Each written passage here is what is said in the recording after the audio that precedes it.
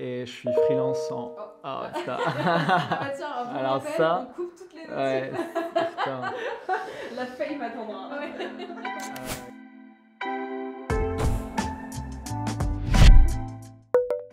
Bonjour, je suis Fatih Sella, je suis freelance en marketing B2B, spécialisé dans l'acquisition et je suis aussi formateur du premier bootcamp francophone sur la Demand Generation. La problématique que je résous, c'est que les entreprises B2B ont simplifié ou réduit, j'ai envie de dire, l'acquisition B2B à une quantité de prospects, alors que c'est pas forcément la meilleure manière de l'aborder. L'idée étant d'avoir plus de prospects égale plus d'opportunités et in fine plus de clients, sauf que dans la réalité, c'est pas la meilleure manière d'aborder le problème. C'est pas la bonne manière d'aborder le problème parce que aujourd'hui, ça force les équipes marketing ou commerciales à rentrer dans un jeu de quantité, de génération de leads en masse et du coup, ça les oblige à être super transactionnels, à tout de suite demander des rendez-vous, à tout de suite essayer de closer des deals là où les personnes ne sont pas forcément en mode achat, notamment sur LinkedIn ou par email. On n'est pas sur notre boîte mail ou sur LinkedIn pour acheter quelque chose de façon générale. Donc on est dans un process qui est très frictionnel parce qu'on va aller chercher et forcer des gens à passer d'un mode passif d'achat à un mode actif. Donc on n'est pas aligné avec la façon dont les gens achètent aujourd'hui. C'est là le problème. Donc, et plus on fait ça en masse, plus on fait ça de façon généraliste et impersonnelle, j'ai envie de dire moins personnalisée en tout cas, et donc moins on a de retour sur cette approche-là. Donc plus on est en masse, plus on va chercher ce jeu de volume, plus les taux de conversion sont faibles, plus les cycles de vente sont longs parce qu'on va les chercher très tôt dans le parcours d'achat, alors qu'en fait, ce parcours d'achat, il l'avait peut-être même pas commencé à la base. Donc voilà pourquoi. En général, l'objection que je vais avoir sur ce propos-là, c'est que c'est normal dans leur industrie. En gros, c'est normal dans notre industrie, notre cible, elle met super longtemps ou notre produit est super complexe, alors qu'en réalité, en fait, c'est un peu une excuse. Ce propos-là est pas valide. Ce qui va vraiment driver en fait le cycle de vente et le taux de conversion, donc au final, votre efficacité commerciale, c'est la façon dont vous allez chercher ces prospects-là. C'est pas votre industrie. En fait, l'industrie est effectivement un facteur qui joue, mais la réalité, c'est que la façon dont vous allez approcher le prospect fera la différence sur est-ce que ça va aller vite derrière ou pas. C'est surtout ça qui va driver en fait derrière l'efficacité commerciale. Pour vous convaincre, je vais vous parler aussi de la vélocité commerciale. La vélocité commerciale, c'est la vitesse de CA générée par votre business. Ça peut être calculé sur un jour, sur une semaine, comme un mois ou un trimestre. Ici sur la slide, j'ai présenté ça par trimestre. Donc tout à l'heure, on disait qu'il ne fallait pas regarder uniquement la quantité de prospects qui est derrière une quantité d'opportunités. Là, il faut regarder aussi qu'il y a d'autres paramètres comme le montant moyen associé à ces opportunités, le taux de conversion associé à ces opportunités et la durée du cycle de vente associé à ces opportunités. Donc on voit en fait que ce n'est pas juste une question de quantité, c'est aussi une question de qualité de ces opportunités-là. Et moi, ce que je vous propose, c'est un go-to-market qui allie la qualité et la quantité et pas la quantité au détriment de la qualité. Avant de vous parler de la Demand Generation, il faut que je vous parle des deux familles marketing qui existent. On a la famille marketing qui influence et celle qui source le revenu. Celle qui influence et oblige en fait le marketing à se cantonner, à générer des leads.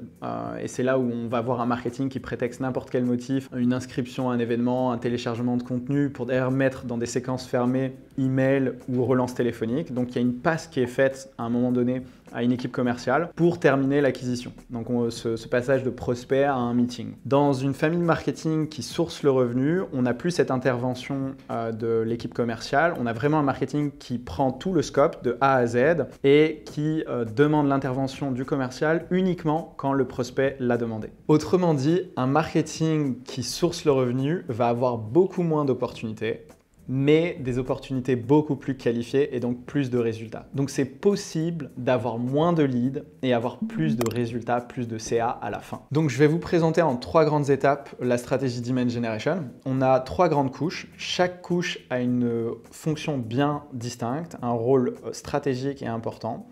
La première couche, c'est la couche génération de la demande. Elle s'adresse à l'audience passive, c'est 99% de votre marché.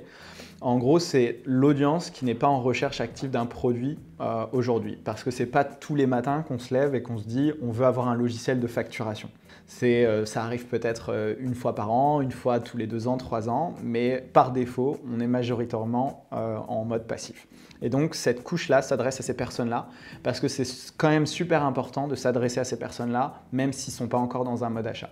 La deuxième couche, c'est la couche capture de la demande. Là, pour le coup, on parle aux petits pouillèmes, mais pour autant très intéressant, les 1% qui sont en recherche active. Donc eux justement sont en mode achat, recherchent un logiciel de facturation et on veut absolument, en tant qu'entreprise qui vend un logiciel de facturation, faire en sorte d'être visible devant ces personnes-là et communiquer avec ces personnes-là. Et la dernière couche, c'est la couche conversion de la demande. Là, on s'adresse à nos visiteurs qualifiés, les visiteurs qualifiés qui sont notamment en recherche active et qu'on veut avoir en meeting. Donc en gros, c'est le rôle du site web à faire en sorte de donner envie de prendre un rendez-vous. Donc cette couche-là est autour du site web et autour de faire en sorte qu'il y ait le moins de friction possible à demander un rendez-vous.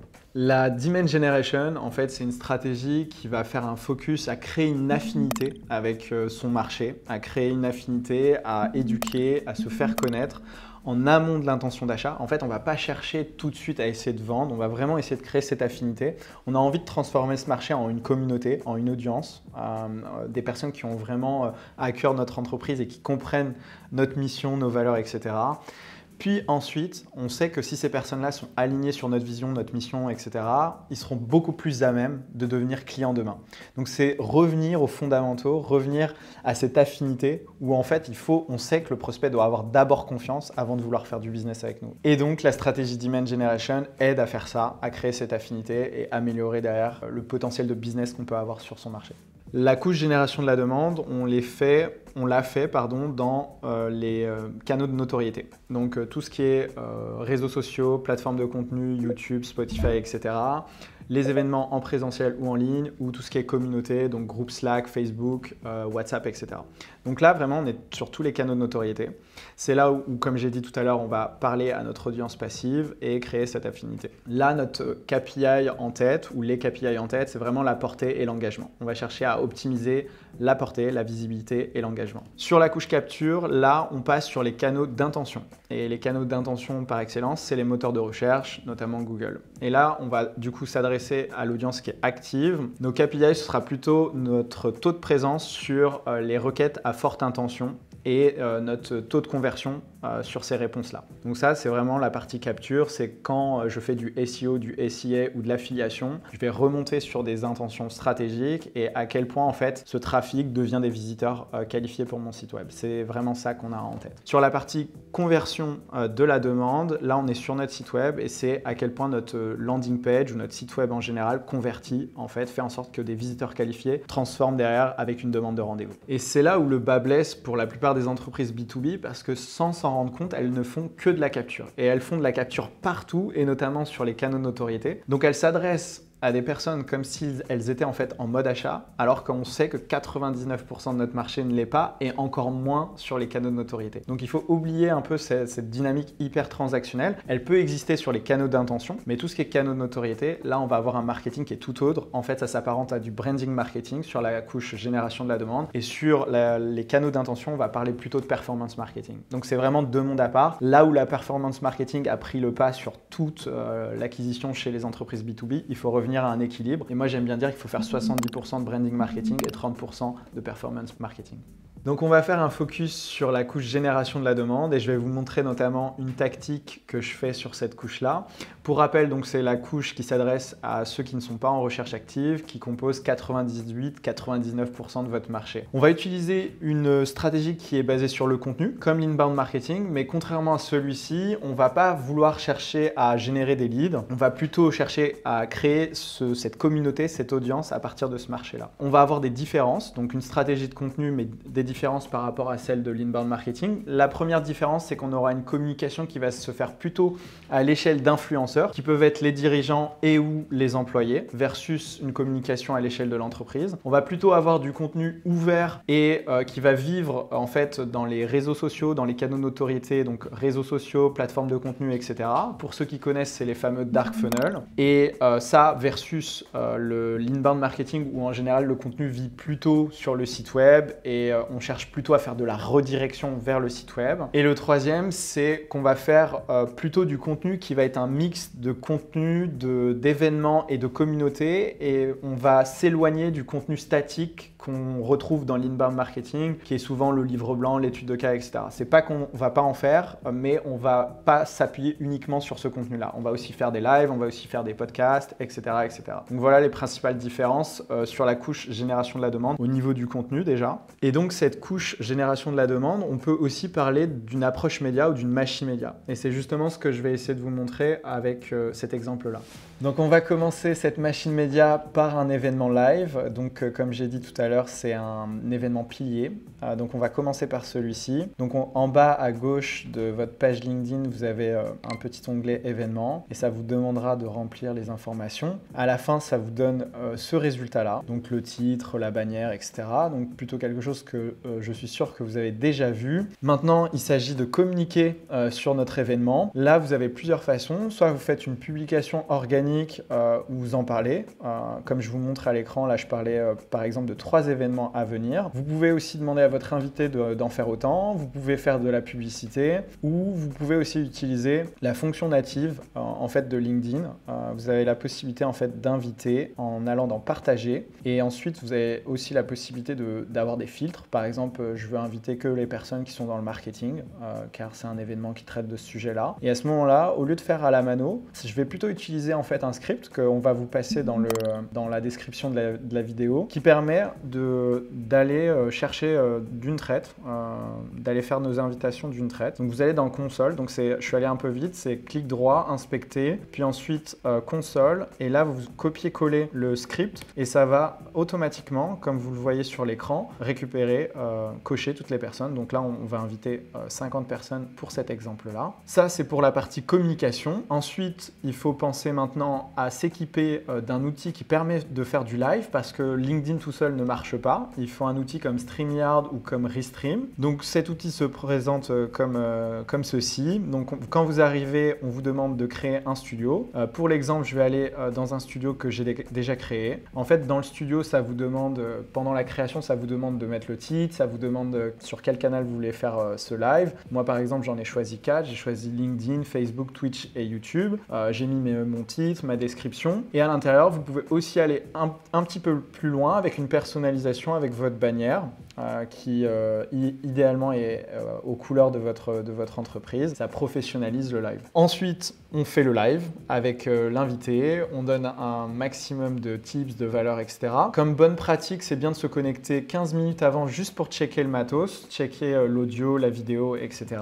Et c'est là où après on arrive à voir la magie de cette machine média, puisque maintenant que le live est fait, on va pouvoir maintenant avoir d'autres synergies qui vont se créer et créer cet effet média. La première synergie, c'est le fait que automatiquement les lives deviennent des replays, donc vont nourrir en fait vos canaux. Donc là on parlait de YouTube, Twitch, etc.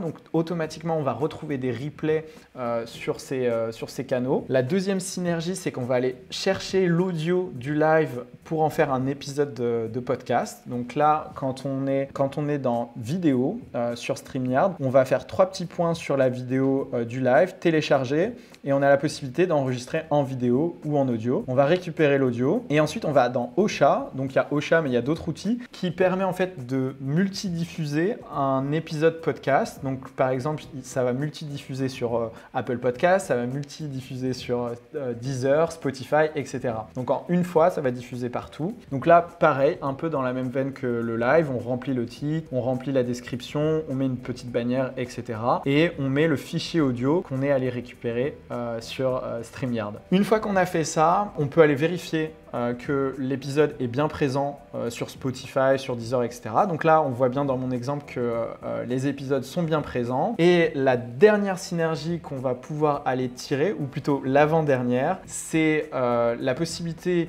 de transformer ce qui a été dit pendant le live en écrit. Et à ce moment-là, on va pouvoir pousser via une newsletter, moi j'utilise HubSpot, pousser cet écrit, donc tous les learnings du live sur la prochaine newsletter dédiée à votre votre audience. Et la dernière synergie possible, c'est que vous pouvez prendre des extraits des lives, des extraits des podcasts pour en faire des publicités. Donc c'est vraiment aussi un générateur de contenu, ça vous donne de la matière et ça vous permet derrière d'alimenter vos campagnes organiques ou campagnes sponsorisées. Donc comme ça, avec ce cheminement, on a vraiment une action marketing qui nous fait une pierre, 6 coups.